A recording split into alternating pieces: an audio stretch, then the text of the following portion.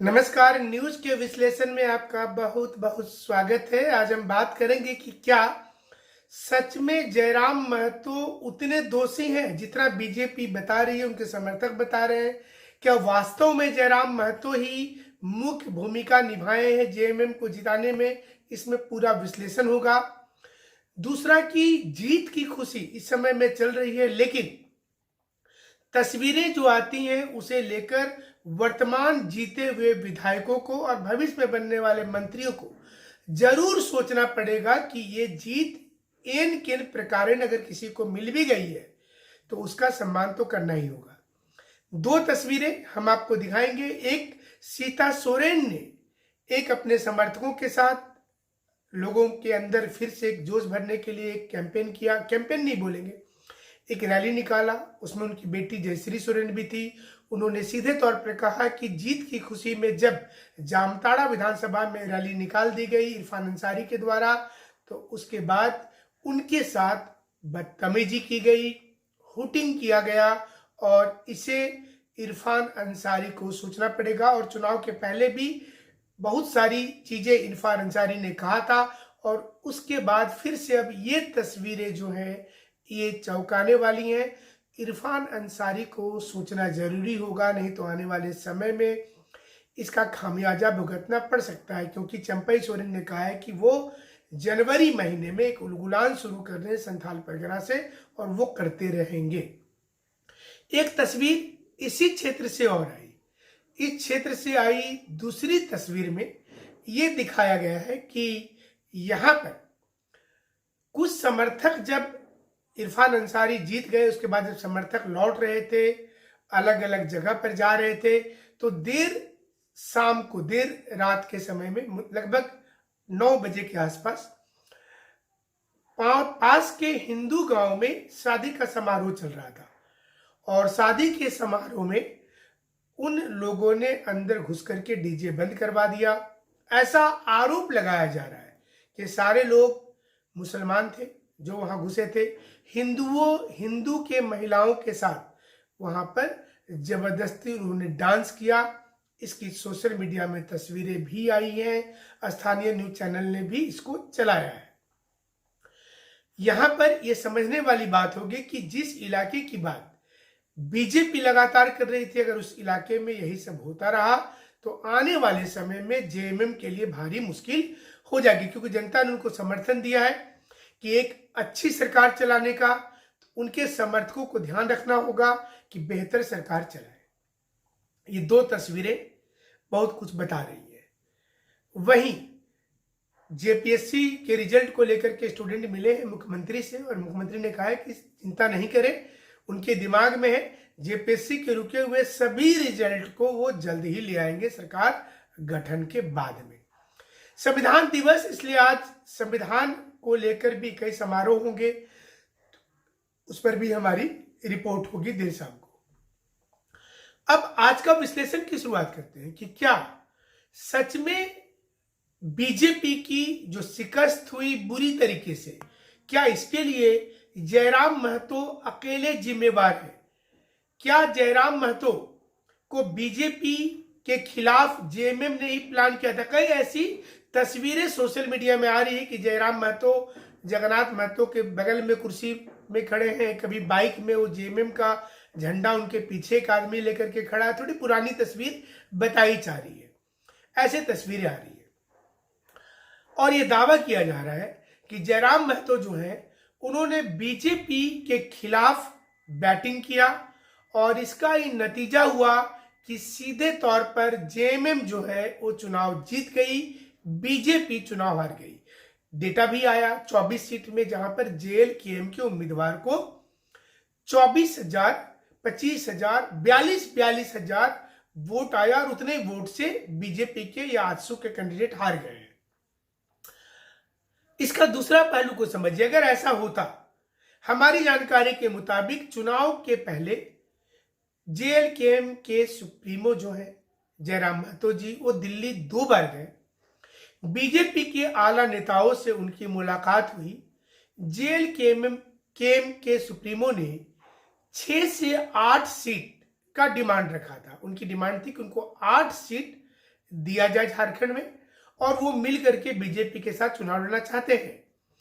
उस समय बीजेपी के जो बड़े नेता थे उनको ये पता चला कि अगर ऐसा होगा तो सुदेश महतो नाराज हो जाएंगे और जयराम महतो इतना बड़ा फैक्टर हो ही नहीं सकते हैं। बीजेपी को ऐसा लगा कि जयराम महतो इतना बड़ा फैक्टर हो ही नहीं सकते हैं चुनाव में, इसलिए उन्होंने किसी प्रकार का उनके साथ में मेलजोल नहीं किया। आपको याद होगा कि शुरुआती समय में हेमंत बिश्व शर्मा जो प्लान कर रहे थे बीजेपी का, उन्होंने जरूर ये कहा था कि उनकी बातचीत उनसे भी चल रही है, लेकिन बाद में उस पर किसी प्रकार का नया स्टेटमेंट आया ही नहीं। अब यहां पर दूसरे पहलू के अलावा तीसरी पहलू को देखिए।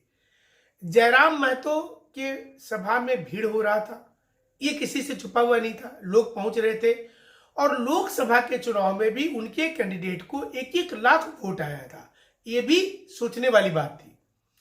अब सोचिए बीजेपी के जो फीडबैक कमेटी थी, जो उनको फीडबैक दे रही थी, करोड़ों रुपया खर्च हो रहा था उनका, सीजीएल के मुद्दे को इतना तरजीह दिया जा रहा था। मतलब जितने लोगों को देखिए बीजेपी के हर नेता के जुबान पर एक ही मुद्दा था, सीजीएल मुद्दा।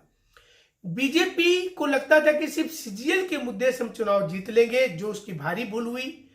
उनको ग्राउंड रियलिटी के बारे में सोचना चाहिए था कि आदिवासी समुदाय बीजेपी से नाराज रहता है, उसको अपने साथ कैसे मिलाया जाए। जयराम महतो चूंकि महतो का प्रतिनिधित्व कर रहे थे खास तौर पर, और महतो की पुरानी मांग है कि उनको एसटी का दर्जा दिया जाए, इसमें कोई दो मत नहीं है, और बीजेपी भी इसे समय समय पर उठाती रही है। जेएमएम के लिए सबसे बड़ी दिक्कत यही है कि वो एसटी का दर्जा अगर दिया जाता है महतो को तो आदिवासी नाराज हो जाएंगे। तो जेएमएम चाह करके भी जयराम महतो को अपने साथ टीम में मिला नहीं सकती थी, क्योंकि उनके डिमांड में ये शामिल था। अब देखिए सवाल यहां पर आ रहा है कि बीजेपी की चूक इसी रणनीति में हो गई। उन्होंने मैया सम्मान का नाम भी जो इक्विवेलेंट रखा, गोगो दीदी लोगों के समझ से बाहर था, थोड़ा नॉर्थ ईस्ट का नाम लग रहा था सुनने से, तो ये एक दिक्कत की बात आ गई। और जैसे इन्होंने 2100 बोला, उन्होंने 2500 बोल दिया।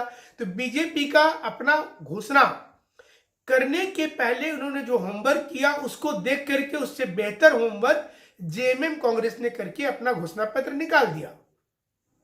तो जयराम महतो को बहुत कमजोर समझा गया।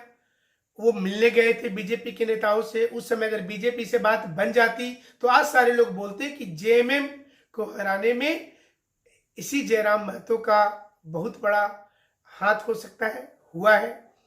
तो अब किंतु परंतु को नहीं देखना है, बीजेपी को समझना है कि हार से सबक लेनी है, ग्राउंड रियलिटी को समझना है। शहर में उनके वोट है लेकिन गांव में उनके वोट नदारद है। अगर 28 में 2800 सीट हार जाती है और किस्मत से संपय सोरेन वाला सीट जीत जाती है, तो आप इसको बीजेपी का बहुत ही कमजोर आप बोल सकते हैं। कोल्हान वही हालत हुआ और संथाल परगना वही हुआ। मुद्दे इन्होंने उठाया लेकिन जहां पर योजना बनानी थी, देखिए हेमंत बिश्व शर्मा इंडिपेंडेंट कैंडिडेट जिसकी 200-400 वोट आने वाली थी, उससे भी जाकर के मिले, उनको बैठने के लिए कहा हर इलाके में जाके। आपने देखा होगा कि बाबूलाल मरंडी का हारना तय था, लेकिन जब निरंजन राय को बैठाने की बात आई तो अमित शाह तक लग गए इसमें। लेकिन जयराम महतो को अपने साथ मिलाने के लिए, उनके कैंडिडेट को अपने पक्ष में करने के लिए बीजेपी ने क्या किया, तो बीजेपी की रणनीति साफ थी। उसे ऐसा लग रहा था कि जयराम महतो को जो वोट जाएगा वो बीजेपी को जो लोग नहीं चाहते हैं और जो लोग जेएमएम को नहीं चाहते हैं वो वोट चला जाएगा। हुआ ठीक उल्टा, और महतो वोटों का ध्रुवीकरण हुआ। इसका नतीजा हो गया कि जयराम महतो की पार्टी एक ही सीट जीती, लेकिन अधिकांश सीटों पर उनका दबदबा रहा। इससे आने वाले समय में राजनीति में परिवर्तन होगा। सारे महतो अगर एक हो जाए, सोचिए कि सुदेश महतो और जेएलकेएम के जयराम महतो और जेएमएम में भी जो महतो हैं, अगर वो एक मंच पर आते हैं, जैसे देखिएगा कि बिहार में जब वोटिंग होता है तो यादव समाज का वोट कुछ भी हो जाए वो लालू प्रसाद यादव के खेमे में जाता है। अगर इस प्रकार की चीजें आए, बहुत कम परसेंटेज ही हटता होगा। अगर वो चीजें झारखंड में आती है महतो के लिए, तो आने वाले समय में मुख्यमंत्री कोई महतो हो सकते हैं। महतो का बहुत बड़ा जनाधार है और अधिकांश विधायक भी उनके जीत सकते हैं। सुप्रियो भट्टाचार्य जी ने प्रेस कॉन्फ्रेंस करके ऑलमोस्ट इन चीज़ों को बताने की कोशिश की। उन्होंने जेल कैंप को ऑफर भी दे दिया, बोल दिया कि आप आइए, हमारे साथ जुड़िए, कोई दिक्कत की बात नहीं है, हम लोग मिल करके चलेंगे। और उन्होंने ये भी कहा कि परिसीमन अगर होगा और ऐसा परिसीमन हो कि जिसमें महतो और एसटी के वोट बराबर बराबर हो जाए, उसमें क्या पोजीशन आएगा, तो ये भी सोचने वाली बात होगी। तो तमाम चीजें हैं। हमारे विचार से जयराम महतो को दोष देना उचित नहीं होगा, ये मेरा व्यक्तिगत कहना है, क्योंकि वो उस समय बीजेपी से बात करना चाहते थे, बीजेपी ने उनको तरजीह ही नहीं दिया, जो हमें जानकारी है। अगर उनको तरजीह दिया जाता तो आज नतीजा कुछ और होता और जयराम महतो आज बीजेपी के साथ में खड़े होते, उनकी जीत में शामिल होते, लेकिन ऐसा हुआ नहीं। हमारे साथ जुड़े रहिएगा, न्यूज का विश्लेषण वाला शो इसमें चलता है। राजनीतिक मामलों में अंदर क्या कुछ चल रहा है अंदर खाने में, वो हमारे शो पर बताया जाता है। बहुत बहुत शुक्रिया, बहुत बहुत धन्यवाद।